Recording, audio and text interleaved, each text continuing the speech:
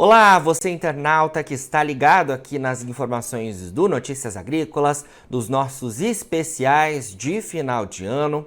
O assunto é agora o mercado do petróleo, que teve ampla volatilidade nesse ano de 2022. A gente acompanhou, diversas divulgações tendo impacto sobre esse mercado, inclusive influenciando as commodities, as agrícolas e as não agrícolas. E para a gente falar então sobre como foi o ano dessa commodity e, mais do que isso, trazer as perspectivas para 2023, a gente conversa agora com um parceiro nosso durante esse ano, o Thiago Davino, que é analista de mercado da Agrinvest. Thiago, obrigado pela sua participação com a gente aqui nesse boletim especial. Eu que agradeço, Jonathan, o pessoal também da Notícias Agrícolas, né? E vamos bater um papo aí sobre esse ano bastante volátil aí do petróleo, que subiu bastante e no final do ano vai fechar quase no 0 a 0 na variação anual. Engraçado isso, né, Thiago? Como você trouxe pra gente, 2022 foi um ano de ampla volatilidade. Tivemos lá no início do ano um ponto que não dá pra gente deixar de lado, que é a guerra entre Rússia e Ucrânia, que segue, ainda seu desenrolar, mas foi um ponto que o mercado acompanhou bastante nesse início de ano, mas olhando como um todo, a volatilidade imperou no petróleo, né? Sem dúvida nenhuma, tivemos aí, né, o início do ano onde já tinha uma especulação de que pudesse ocorrer realmente o ataque da Rússia junto à Ucrânia. O mercado já começou a puxar o preço do barril do petróleo no primeiro bimestre desse ano, e aí na virada de fevereiro para março veio a confirmação e o primeiro ataque russo ao país ucraniano. E aí o preço do petróleo disparou. Ele iniciou o ano de 2022 a US$ 78 o barril e já fechou no primeiro trimestre a quase US$ 130 o barril, ou seja, uma alta aí muito significativa de mais de US$ 50, né, por conta muito da guerra, que traz o impacto porque a Rússia é o segundo maior produtor de petróleo do mundo. E aí, ao atacar a Ucrânia, ela passou a sofrer sanções econômicas dos países desenvolvidos, que passaram a buscar alternativas de origem de petróleo em detrimento da oferta russa, né? E aí, por conta disso, você teve um aperto na oferta global de petróleo para os países desenvolvidos, já que a Rússia era um importante fornecedor, especialmente para o velho continente.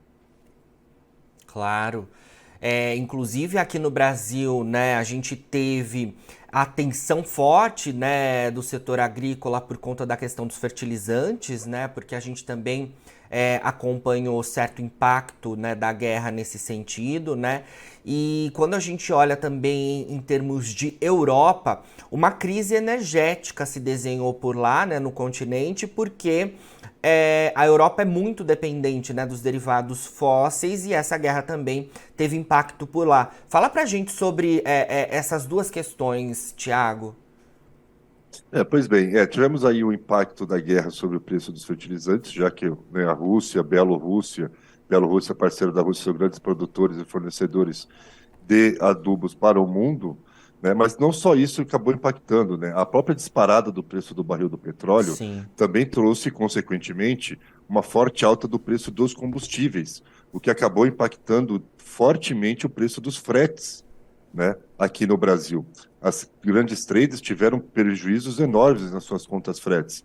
Quando fizeram a originação da soja no ano passado para essa safra 21, 22, 21, 22, estava estimando o preço. Com a disparada do preço do combustível, na hora de realizar, o preço foi muito acima, né? E aí gerou uma perda para as trades. E até por isso que agora, já para a safra 22 e 23, elas estão operando com alguma certa folga nas suas projeções de preços, colocando patamares mais elevados e reduzindo bases para o produtor brasileiro. Então, o impacto a gente teve de várias maneiras da guerra sobre o agronegócio brasileiro, né? O risco de oferta de fertilizantes, que felizmente acabou não se confirmando, né? O Brasil teve aí uma boa oferta, conseguiu importar bastante fertilizantes, seja do Canadá, seja de outras origens, mas também conseguiu trazer da Rússia, e isso amenizou. Mas e aí tivemos esse grande problema do efeito no preço dos combustíveis, né? O óleo diesel disparou, né? E o que encareceu aí o custo, a conta frete aí para as trades,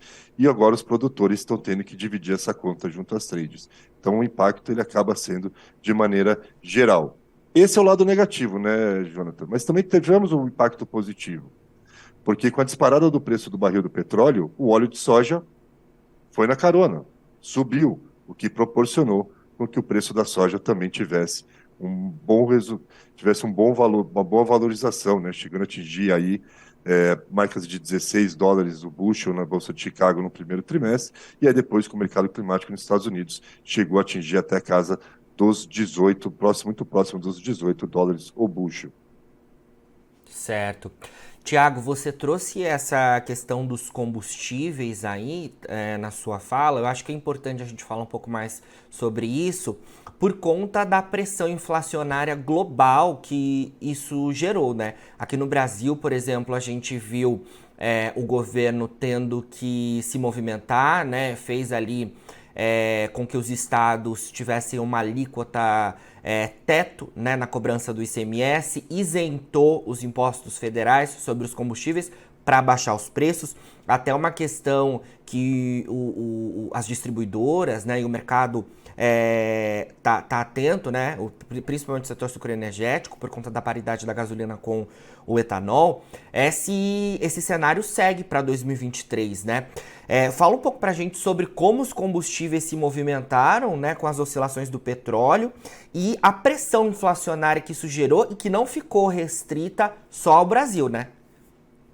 Exatamente. Você teve uma disparada do preço do petróleo no mercado internacional, mas mais do que isso, tivemos uma alta ainda mais significativa do preço dos combustíveis.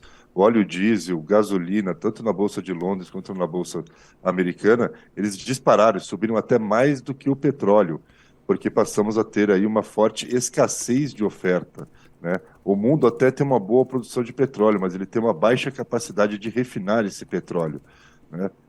Por exemplo, desde o final da década de 70, os Estados Unidos não têm nenhum investimento em grandes plantas de refinarias. Então, elas estão bem obsoletas, com uma capacidade de produtiva menor do que era anteriormente, e tudo isso levou a disparar o preço dos combustíveis. Subindo o preço do petróleo, subindo o preço dos combustíveis, o custo da energia disparou no mundo, trazendo a inflação nos países desenvolvidos para patamares que não eram vistos em 30, 40 anos, né? Nos Estados Unidos chegou a bater a máxima desde 1982, ou seja, 40 anos. Na Europa, a máxima desde o final da década de 80 e início da década de 90.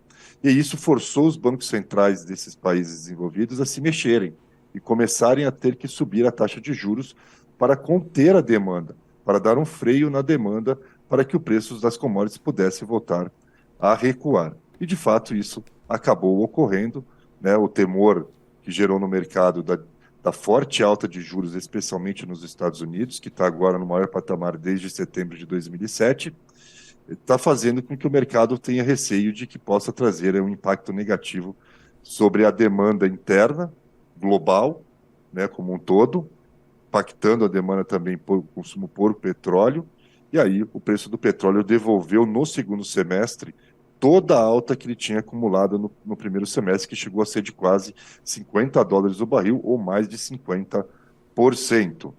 Agora, o outro ponto que beneficiou principalmente aí os produtores de etanol é que, com o preço da gasolina disparando, o etanol foi na carona por ser um bem substituto e melhorou bastante as margens das esmagadoras, né, tanto de cana quanto de milho para a produção de etanol. Isso proporcionou que elas tivessem uma margem bastante significativa no primeiro semestre. Entretanto, agora com o recuo no segundo semestre do preço do petróleo por conta do receio e aí de um forte desaquecimento da economia global por conta do aperto monetário dos países desenvolvidos, o preço do petróleo caiu, dos combustíveis tem caído até mais forte, tem reduzido bastante a demanda por gasolina nos Estados Unidos nos últimos 2, 3 meses, e aí a margem da produção de etanol das indústrias esmagadoras voltou a reduzir significativamente.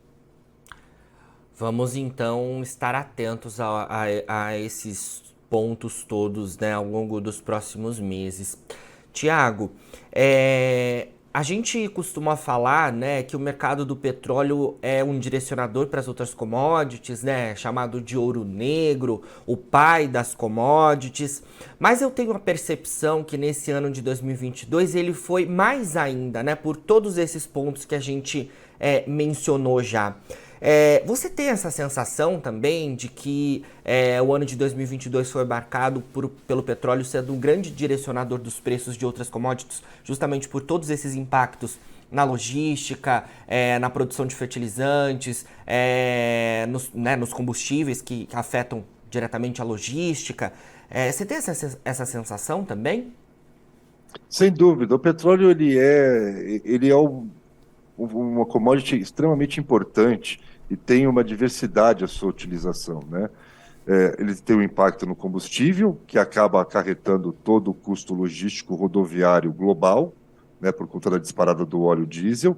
Ele impacta o preço do algodão, porque as fibras sintéticas que são produzidas através do petróleo, competem com as fibras naturais, como o algodão. A alta do preço do petróleo trouxe também uma disparada do preço do algodão nesse primeiro semestre, e agora, com o recuo do preço do petróleo, o preço do algodão também tem recuado. Outro ponto também que ela acaba impactando são nos óleos vegetais, que acabam sendo uma medida de competição por conta agora do biocombustível. O preço do petróleo disparou o óleo de soja, o que ajudou a puxar para cima o preço da soja e também contribuiu para a alta do preço do milho, já que, né, nos Estados Unidos, por exemplo, mais de 33% da produção americana de milho é destinada à produção de etanol. Então, se o preço do etanol passa a ser mais competitivo que a gasolina, há uma maior demanda por esse produto. Então, o petróleo acaba impactando em várias cadeias de produção, né? Isso sem contar na produção de plásticos, né, utilizando nafta. Então, realmente, o petróleo, podemos dizer, como você bem colocou, o pai das commodities, né, já que ela tem várias utilidades e acaba impactando diversas commodities, como a soja, como o algodão, como o próprio milho, né, e até as commodities metálicas também, por conta de perspectivas de demanda. Se o preço do petróleo sobe muito, o combustível fica mais caro, a população tende a ter menor renda disponível, porque ela vai gastar mais dinheiro para encher o tanque do seu combustível, sobrando menos recursos para outro consumo de outros bens duráveis, e aí acaba a gente vendo impacto também na demanda sobre outras matérias-primas. Então, realmente, de fato, o petróleo, podemos colocar ele, né, como o grande carro-chefe entre as matérias-primas e também é um mercado de extrema liquidez. Com certeza. Para a gente finalizar, então, Thiago, vamos trazer de alguma forma as perspectivas para o próximo ano. Eu acho que isso é importante, apesar de ser difícil, né? Como a gente falou, essa volatilidade de 2022 não era tão esperada. A gente não imaginava que pudesse acontecer uma guerra, né? Nesse ano. Mas a gente consegue trazer alguns pontos que os nossos internautas podem ficar atentos para esse próximo ano e, de alguma forma, sei que é difícil, mas tentar encontrar um nível que o mercado pode começar 2023? Não, vamos, sem dúvida, Jonathan. É possível, claro. A gente sabe que tem muitas situações né, que ocorrem, são imprevisíveis, não tem como a gente imaginar. Mas a gente tem duas forças hoje trabalhando em sentidos contrários. Numa ponta, como a gente mencionou anteriormente, temos essa política monetária mais restritiva por parte dos países desenvolvidos, que desencadeará numa desaceleração da economia global, especialmente desses países, Estados Unidos crescendo menos, Europa crescendo menos, por conta de uma taxa de juros mais elevada, né? Então, deveremos ter aí uma menor demanda, especialmente por combustíveis nessas regiões, mas em contrapartida, temos uma China que está iniciando o processo de reabertura econômica. E a China, esse ano, ela foi uma âncora de baixa para o preço do petróleo, já que é o segundo maior produtor dessa commodity global, o maior importador mundial de petróleo, e ela, no caso, ela teve uma forte desaceleração da sua economia esse ano por conta da adoção das políticas de Covid-0. E agora a expectativa para 2023 é que ao longo do ano que vem ela praticamente zere essas políticas de restrição de mobilidade social, o que tende a fazer com que haja uma retomada do crescimento econômico chinês e, consequentemente, também da demanda por combustível. Então, se de um lado a gente tende a perder um pouco de demanda nos países desenvolvidos por conta dessa política monetária mais restritiva, na outra ponta temos uma China, que eu reitero, o segundo maior consumidor do mundo, que deve ter um aumento de demanda. Por conta disso, Jonathan, não há uma expectativa de que o petróleo possa vir a ceder abaixo da casa dos $70. E agora, no primeiro trimestre do ano que vem, temos o inverno no hemisfério norte, onde aumenta a necessidade por demanda por óleo de calefação, óleo de aquecimento. E isso geralmente, traz uma sazonalidade de alta. Então, a gente pode ver em breve, nesse primeiro trimestre, o petróleo até voltar à casa dos $90. Aí, começo do segundo trimestre, tem a sazonalidade dele de queda, e aí, quando começa o verão no hemisfério norte, o petróleo geralmente volta a subir, e aí ele pode até, quem sabe, voltar a uma casa aí de 95, quem sabe até voltando à casa dos 3 dígitos, tudo dependendo de como será o impacto dessa alta de juros nos países desenvolvidos sobre a demanda. Se espera uma desaceleração, mas ela vai ser forte ou não? Ainda não se sabe. Se não for forte, a gente pode ter uma boa demanda no verão do hemisfério norte, e aí o preço do petróleo, quando ele sempre bate a máximas do ano, ali no período ali de julho, agosto, poderemos ver novamente ele batendo em patamares, quem sabe, de 3 dígitos. O que se vê é, com a China voltando a reabrir a economia e tendo uma melhora do seu consumo, uma dificuldade do preço do petróleo em ceder. Até porque, se a gente pegar esse ano, o petróleo subiu, foi a casa dos $130, voltou agora para a casa aí dos $75, Bolsa de Nova York, num cenário onde o dólar subiu muito no mundo. E geralmente, quando o dólar sobe muito, a tendência seria o preço do petróleo cair. E ele não caiu. E o dólar já dá sinais agora de esgotamento, que não tem mais muita força para subir muito mais do que já foi. E no segundo semestre do ano que vem, começará a discussão no mundo sobre quando começará a reduzir a taxa de juros nos Estados Unidos. E isso será baixista para o dólar, o que pode trazer pressão de alta para o petróleo. Então, não dá para a gente observar uma expectativa, no meu ver, para o ano que vem, de queda para o preço do petróleo. Até pelo contrário, podemos ter uma pressão de alta, especialmente por conta dessa retomada da economia chinesa. E, quem sabe, uma fraqueza do dólar também, no segundo semestre do ano que vem. Certo, Thiago, vamos acompanhando aí todas essas informações, então, importantes dados que você trouxe para a gente. Obrigado mais uma vez por essa entrevista e agradeço você e a todo o time da Agrinvest por esse ano de 2022, que a gente converse muito mais e consiga comunicar muito mais aos nossos internautas as informações de vocês por aí. Obrigado mesmo, viu? Nós que agradecemos o convite, né, desejando aí ótimas festas de fim de ano para todos os ouvintes, né, e que tenhamos um 2023 aí positivo e de bons negócios para todos. Com certeza, Thiago. Obrigado mais uma vez pela sua entrevista e que a gente volte a se falar ainda ao longo dos próximos meses para trazer essas informações preciosas do mercado do petróleo do time da Agrinvest. Bom, não se esqueça que o Notícias Agrícolas também está nas redes sociais. Siga a gente por lá para se manter atualizado sobre todas as informações do agronegócio brasileiro. A gente fica por aqui com os nossos boletins especiais de final de ano, mas a gente tem muito conteúdo aí. Fica por aí, a gente se vê.